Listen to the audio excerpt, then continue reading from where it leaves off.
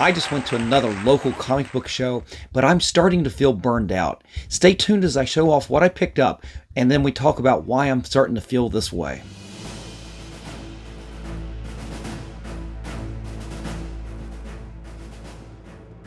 Hey there, comic book fans, it's Rusty again with Collector Auctions, and in today's episode, I go to Frederick, Maryland to the Frederick Comic Con. Now, this is a show that they put on at least twice a year out there, and it's hosted by the same people who put on the shows down at the Firehouse in Annandale, Virginia. In fact, the last comic book show I went to was just a week ago down there. Well, I went to this show, and I was going to do the intro. Normally, when I'm on the road like that, I'll do an intro, and you won't see me sitting here doing the intro here, but as you can hear, my voice is starting to give out again, and when I got out there, my voice just gave out. So I decided just to film from the show, and then I'd come back and I'd sit down and we'd talk about the books that I picked up and why I'm starting to feel burned out by going to some of these local comic book shows. So what we're going to do now is I'm going to show you some footage from the show so you can get an idea of what the show was like, and then we'll come back and we'll sit down. I'll show off some of the books I picked up, and we'll talk about why I'm starting to feel burned out. So stay tuned, and I'll be right back.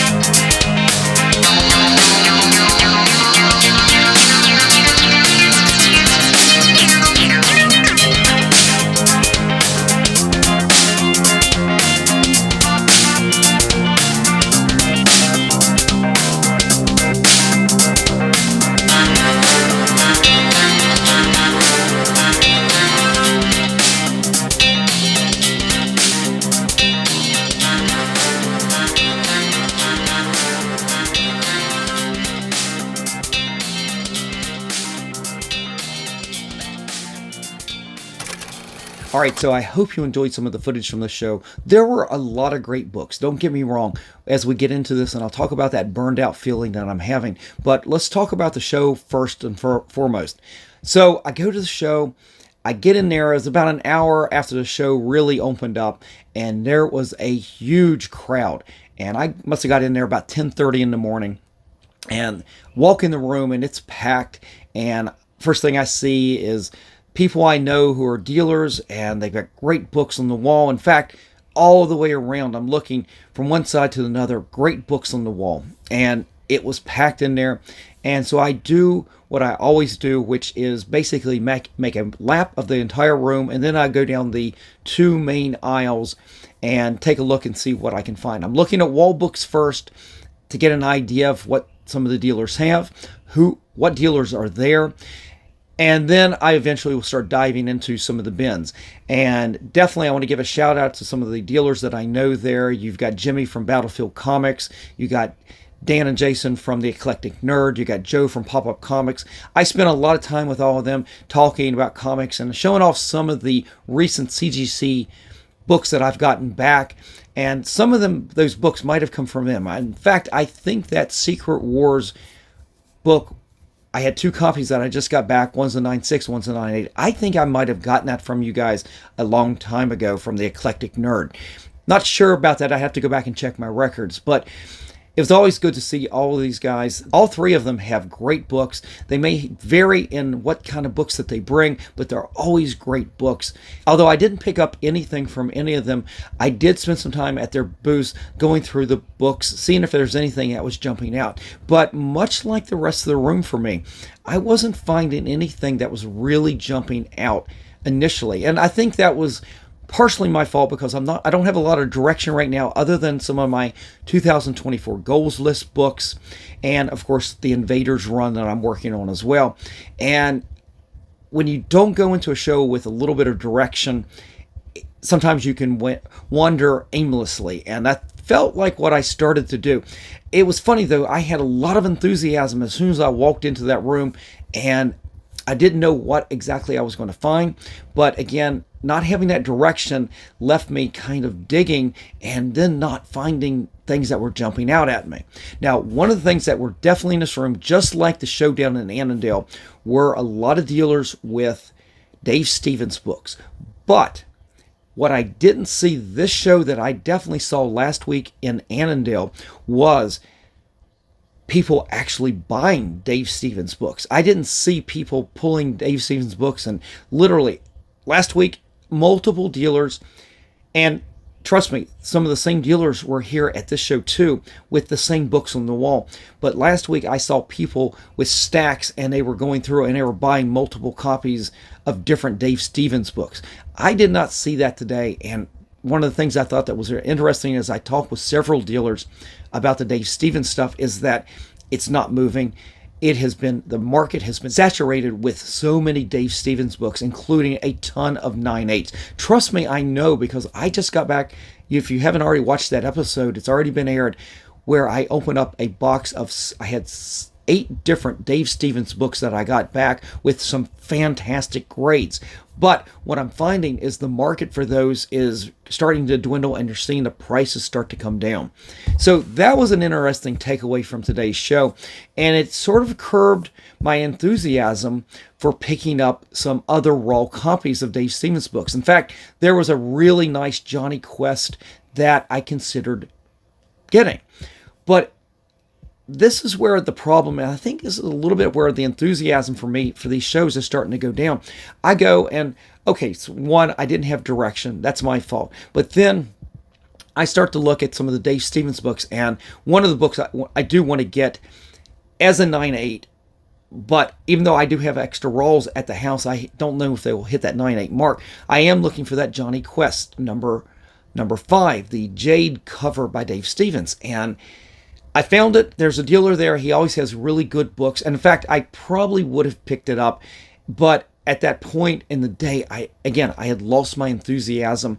And knowing that the prices in the market have been coming down on the graded versions, I just feel that the prices on the raws are still really high. And that was also the theme for the show. And then, again, so a third reason that I'm watching this, I'm not getting enthusiastic here locally, is that the prices on from a lot of dealers, and I see the same dealers over and over. And it's not just the three that I mentioned before. I'm talking about there's other dealers at the show that I see down in Annandale, and then a week later I see them at Frederick Comic Con. And in 2 weeks I'll see some of them in another show but from Clandestine Comics. We have a lot of shows here in Maryland, and you see the same dealers over and over. And there are a handful of them, though, that the prices are just astronomical. The prices they're asking for, to me, are graded prices sometimes. And sometimes you can find a good price on some books, but the condition has got to be there. What I'm still finding is sometimes the condition's not there, but the price is still jacked up. And that's not to say that everyone's like that, but it does cause me to have to dig harder and longer. And I ended up staying to the show almost nearly 5 hours, and I have very little to take away from that. I did find some books, but nothing major. I just wasn't feeling it, guys. And maybe I'm rambling here, but from the fact that we've got the same dealers over and over, the same books over and over that are overpriced generally from a lot of different dealers, I don't feel like negotiating all the time. And that's not to say that every dealer's like that at all. I'm not calling anybody out specifically, but it just killed my enthusiasm as I started just wearing me down today. And there were some good books I was looking at, but then when I lost that enthusiasm, I lost the enthusiasm to actually spend money too, which is that's not a bad thing. Don't get me wrong. But what I wasn't finding, like I found last week, was at least some Bronze Age minor keys that were in fantastic shape. And I didn't dig enough to go down and find them. Be honest, that's on me as well. But I don't feel like digging forever. And in the end, I walked away with a few books that filled the niche for me, but nothing high grade, nothing I can invest in and hopefully get a high grade, nothing on the big end at all. So, little disappointed on that. And that's not to say that every show in the nation's like that. I wouldn't know that, of course. But locally, I think I'm getting tired of seeing the same dealers over and over and just watching those high prices over and over as well. I think I'm going to have to start traveling around the region a little bit more and trying to find some different shows and some different dealers. But nonetheless, there's still great dealers there. And if you guys get a chance, definitely, when you come to a local show, look up Jimmy from Battlefield Comics, like I said, Dan and Jason from The Eclectic Nerd, and Joe from Pop-Up Comics. Always great books, and they're always willing to make deals with you. So those guys are really good. There are some other dealers, as I said, the prices are just, I can't even go to their booths sometimes. But I did because I couldn't find things I was really wanting. And so I ended up at some of those booths, and I'm looking at the prices on some of this, and I'm going, these prices are still peak COVID prices. I don't get it. But I think if people were doing pretty good at the show. Some dealers seemed like they were doing okay. Some dealers, I think you could feel that the show wasn't going as good as they wanted. Hard to tell. I don't have insight into that. But enough of my rambling about why I'm getting burned out locally. Let's go to the books. So when I have this problem of finding big keys that I want to get. Now, granted, I'm a little cheap, so probably that plays a big part in it. I don't want to overspend on a raw to then, when I get it graded, have a lower grade. It's like I don't want to overspend on that book. Your margins, if you're going to sell it, or even at now or later or whatever, your margins between what you spend and what it's worth and what you could sell it for just keep shrinking. And honestly, I didn't feel like putting the money into a lot of the books today. I just wasn't seeing it, wasn't feeling it. But when this happens at a show, one of the things that I revert to is other niches in my hobby. And one of those is the Invaders run that I'm getting close to completing. And I don't need a high grade, gradable copy of every Invaders book. It's 41 issues. You've got a king size annual and a giant size. And I don't need those to all be 9.8 candidates. What I need them to be is basically near mint minus level books, or very close to that if the price is really good. But I don't want any visible spine ticks, maybe a minor crease here and there, but nothing major. And I'm getting down to it. There's about a half a dozen books left. And at one dealer, I was able to find that and fill that niche a little bit. So let's just go through the books that I found that will help me complete that Invaders run. We have issue number 38 right there. And I think this is a minor key. I want to say, I think this might be, the first appearance of Lady Lotus. I don't know if they've actually used that character in any MCU show or anything like that. But again, another Invaders book right there. Minor key. This book is not a key, but it is a tough black cover. You've got Avengers number 28 with Bucky and some of the young members right there. Toro up at the top. This book right here, it's definitely a Frank Robbins cover. And that's one thing I noticed during the entire run of the Invaders is that there were very few. I honestly, I cannot even remember another Frank Robbins cover. I could be wrong on that, but I have to check on that and see. But this is definitely a Frank Robbins cover. His art is it's very easy to see, just like you can when you open up most of these books. I don't know if he did the entire run, but it's not my favorite. And then the last book is actually a really good key. It's one of the main keys out of the Invaders run. This book right here it's probably a little bit less than a near mint minus. It's in that very fine range. It's what I would probably do this book is before I put it in for a press. The potential in this book to come up a little bit intrigues me, although I still don't really worry about getting these graded. But I picked up issue number 7, and this is the first appearance of Baron Blood. So that is a really cool cover. I think this might be, I am not sure. This might be a Jack Kirby cover, although it looks like Romita inking. I'm not sure. I'll have to look up the credits on that. But that's all I ended up picking up. Now, I did find some other books that kind of intrigued me, but the price was a little high. There was a Superman book with a Neil Adams cover that intrigued me. It is a key because only of the cover, but I thought the price was pretty good until I started looking up what graded versions of that book are, and I didn't think the book would hit a 9.2, and for a 9.2 at that, paying that much for a raw didn't seem like it was a reasonable thing for me. So I bypassed on that book, and yeah, I guess I need to go in there with a better list than what I normally do. Going into a show and just seeing what comes to you sometimes can backfire in different ways. For me, I pulled back and didn't just overspend on anything. On the other hand, I could have possibly just everything I see that would jump out at me, I might want to go ahead and get, and then overspend on books that I probably shouldn't be overspending on. So I guess it worked out that I didn't overspend at all today.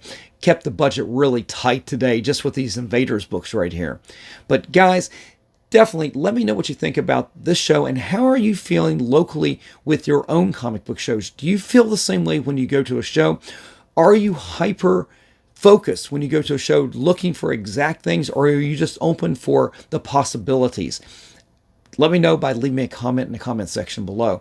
And if you like this kind of content, definitely hit that like, slap the subscribe, and click on that notification bell so you guys don't miss out on any of the shows that I put out Mondays and Fridays at 3 p.m. with pop-up shows on Wednesdays. So guys, definitely thanks for being here today. I appreciate it. I hope you have enjoyed the show. Have a great day, and I will see you for the next show. Just remember, every comic has a story.